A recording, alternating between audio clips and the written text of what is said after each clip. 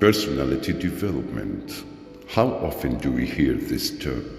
From our mentors, our teachers, on the covers of self-help books, or on the banners of institutes and learning centers.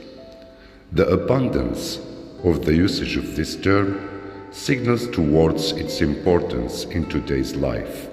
So, what do you mean by personality development? Is it something about how you look or how you speak? Or is it how easily you can connect with people? Personality development is none of these, or somewhere it's all of it. In order to survive in today's world, one needs to be smart and quick-witted all the time. It's no longer just about how much effort you put into your work, but one's personality also has a lot to do with what one achieves. Yes, your achievement. Here, I have got 12 simple yet crucial tips over how you can acquire a well-meaning personality.